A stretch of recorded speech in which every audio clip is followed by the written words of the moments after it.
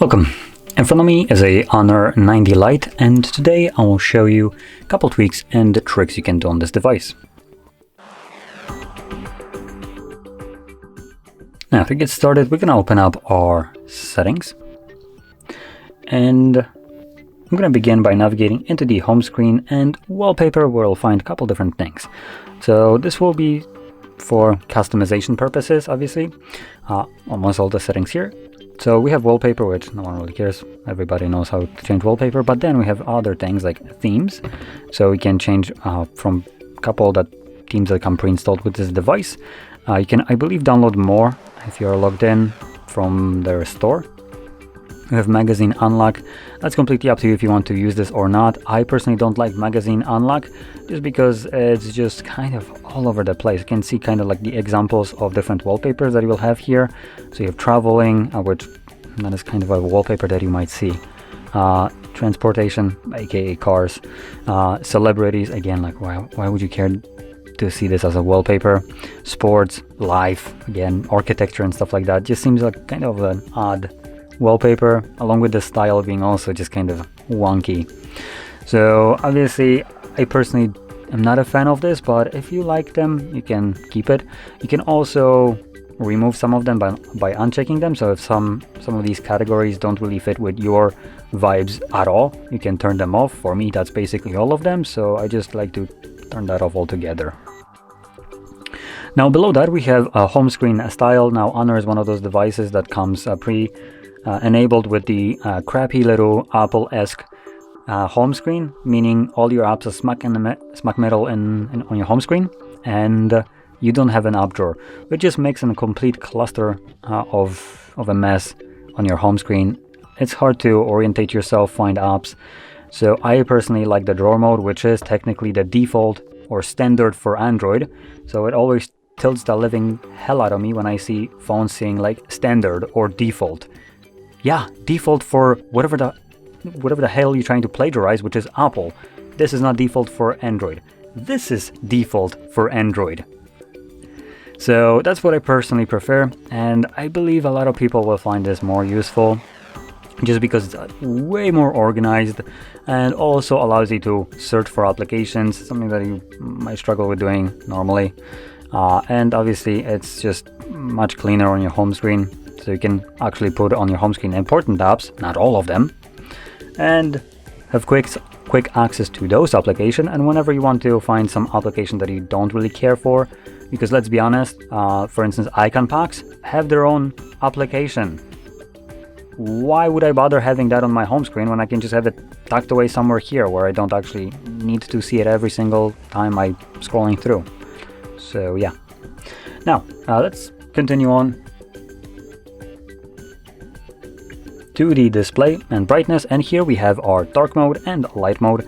So we can switch between those two, obviously permanently, but below that you have an auto switch, which will allow you to have it set either on schedule, so sunset to sunrise, which is default one, or on a custom timer of your choice.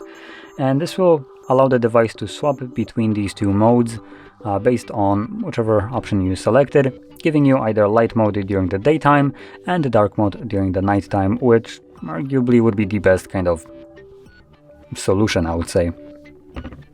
Now, moving on to the next option, it's going to be the refresh rate. By default, this device comes with a dynamic option, which is actually pretty nice.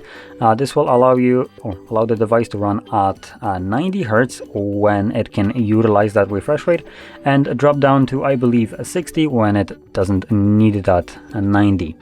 So as an example, right now I'm pretty sure it's running at 90 because we do have this crappy little animation here of the arrow downloading. So because there's some kind of animation, it automatically swaps to 90.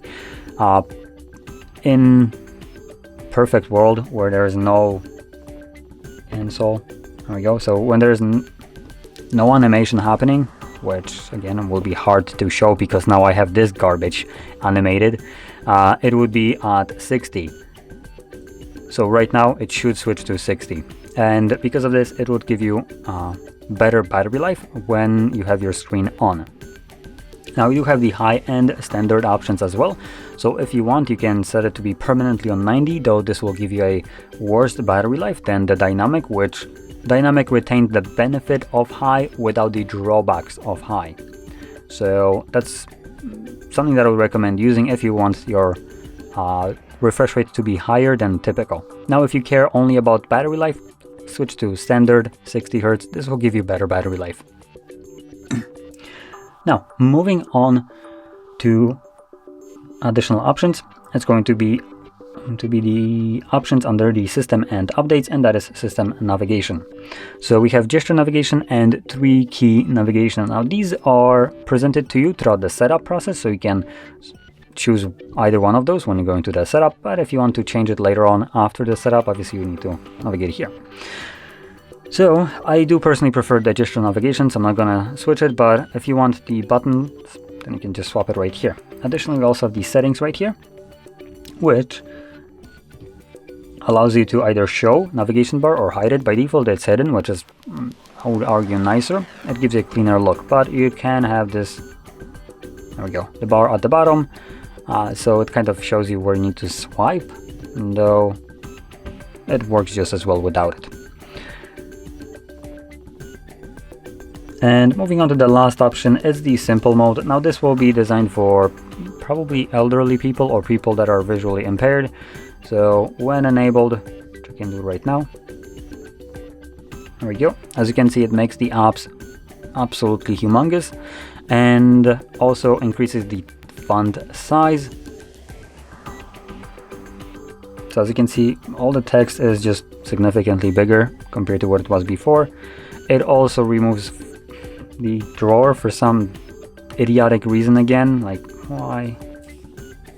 And even worse of all, it not only removes the drawer, it removes the apps that you have installed or access to them. So these are not all the apps that we have installed on this device, but that's basically all we have access to. At least I think those are all the apps. So there we go. Now, with that being said, this will conclude the tweaks and the tricks that I wanted to show you. So if you found this very helpful, don't forget to hit like, subscribe, and thanks for watching.